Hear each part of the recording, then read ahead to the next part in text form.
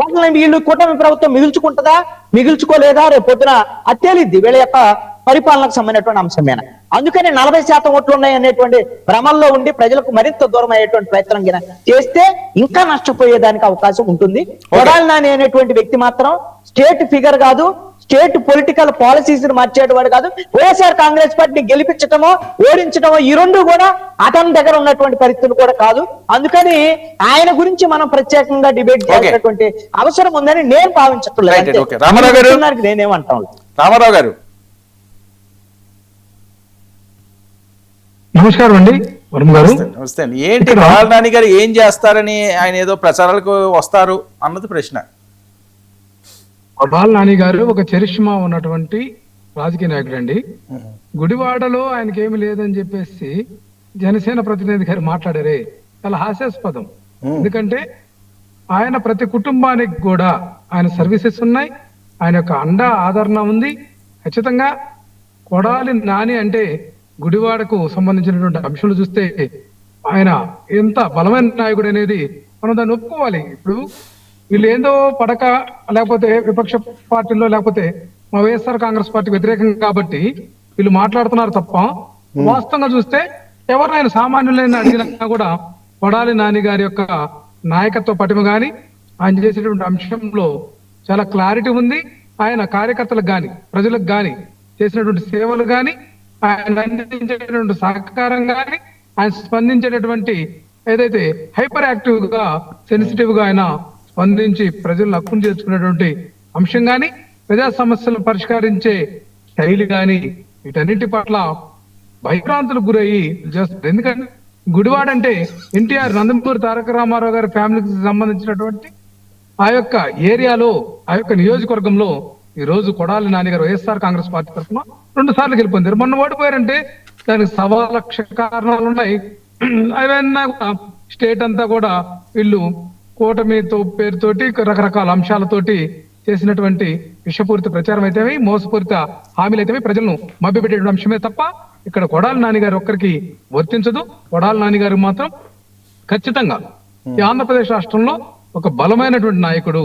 ఈ రోజు ఏంటంటే ఆయన బూతులు మంత్రి లేకపోతే బూతులు ఎమ్మెల్యే అని మాట్లాడుతున్నారే, మీ దగ్గర ఎంత కఠినమైనటువంటి వ్యక్తులు, ఎంత ఇబ్బందికరమైనటువంటి వ్యక్తులు ఉన్నారు.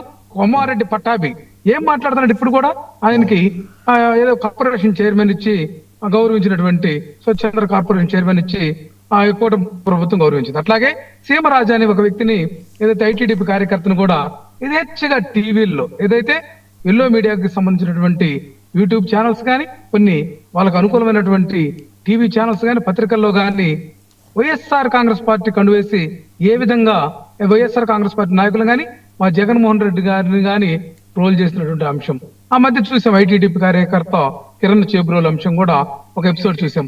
వాళ్ళే కాదు, అసలు సాక్షాత్తు ఈ రోజు మనం చూస్తే ఎంతమంది కిరాక్ ఆడిపోయినటువంటి ఒక సాధారణమైనటువంటి వ్యక్తి, చేపల పులుసు అమ్ముకునేటువంటి వ్యక్తిని ఈ రోజు చంద్రబాబు నాయుడు లోకేష్ ఆయన బాగా తిడుతున్నాడని చెప్పేసి హక్కును చేర్చుకుని మహానాడులో కూడా మాట్లాడించేటటువంటి అవకాశం కల్పించారంటే వీళ్ళకి ప్రభుత్వం ఏ విధంగా పోతుంది, ముఖ్యమంత్రి ఏ విధంగా అడుగులేస్తున్నాడు, అట్లాగే ఏదైతే డిఫాక్టో సీఎం గా కొనసాగుతున్నటువంటి లోకేష్ బాబు ఏ విధంగా అడుగులేస్తున్నాడు అనేది అందరు గమనిస్తున్నారు వర్మ గారు. ఇక్కడ ఇది క్రిస్టల్ క్లియర్ గా ఉంది.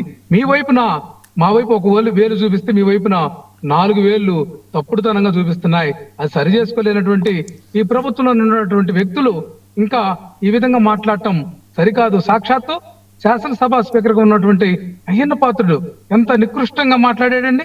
అవన్నీ చూస్తే గగురు పొడిచేటటువంటి అంశం. వీళ్ళ మనకు నాయకులు, వీళ్ళ శాసనసభ స్పీకర్, వీళ్ళ యొక్క ప్రభుత్వంలో విధానపరంగా నడుపుతున్న వ్యక్తులు, వీళ్ళ బూతుల వ్యక్తుల్ని లేకపోతే ఏదైతే అసమంజసమైనటువంటి అంశాలన్నిటి కూడా మాట్లాడే వాళ్ళని భుజం తట్టి ప్రోత్సహిస్తున్నారు అనేది క్లియర్ గా అర్థమవుతుంది కదండి. ఇటువంటి వ్యక్తులను ప్రోత్సహించినందువల్ల ఈ ప్రభుత్వం యొక్క ప్రతిష్ట మసకబారుతుంది తప్ప మరొకటి కాదు. ఖచ్చితంగా ఇప్పుడు జరుగుతున్నటువంటి అంశం మీద మా యొక్క నాయకులు కొంతమంది బూతులు మాట్లాడారు, అందుకే ప్రభుత్వం పోయిందనే దాంట్లో నేను ఎంతో కొంత దాని ఎఫెక్ట్ ఉంటుందనేది ఎవరికైనా తెలిసిందే. మరి దానికి డబల్ కాదు, ట్రిబుల్ కాదు, 10 రెట్లకు పైగా ఈ రోజు మాట్లాడుతున్నటువంటి బూతులు. గోరంట్ల బుచ్చి చౌదరి ఏం మాట్లాడతాడండి ఆ వయసులో? కనీస ఇంగితంగా రాను లేకుండా మాట్లాడుతుంటే వాళ్ళు నిలువరించడం చేత కాదు. ఇక్కడ యథేచ్ఛగా ఎమ్మెల్యేలు మహిళలను ఇబ్బంది పెడుతుంటే దాన్ని సవరించుకోవడం చేత కాదు.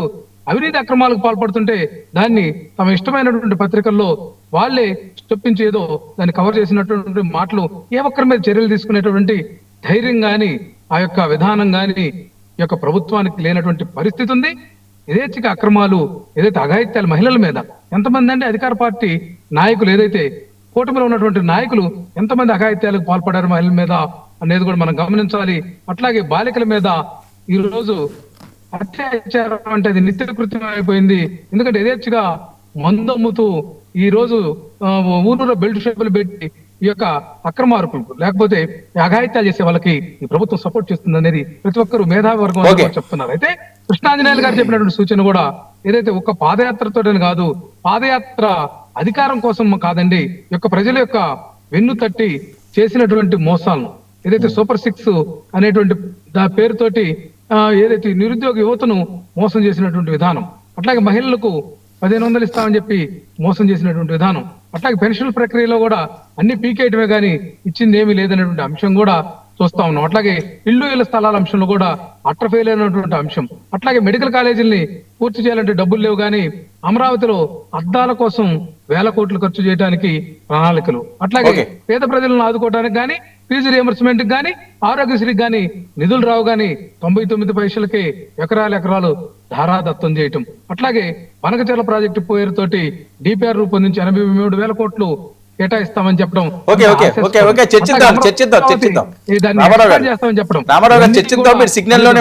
ధోరణికి తార్కాణం అండి. అలాగే ఓకే, చర్చిద్దాము, మీరు సిగ్నల్ లోనే ఉండండి. వంశీ, ఏంటి ఇంత దారుణాలు ఉన్నాయా? వాయిస్ మ్యూట్ లో ఉంది సార్. బొట్ల రామారావు గారు ఇంకా 2019-24 మధ్య ఉన్నామని అనుకుంటా ఉన్నట్టున్నారు.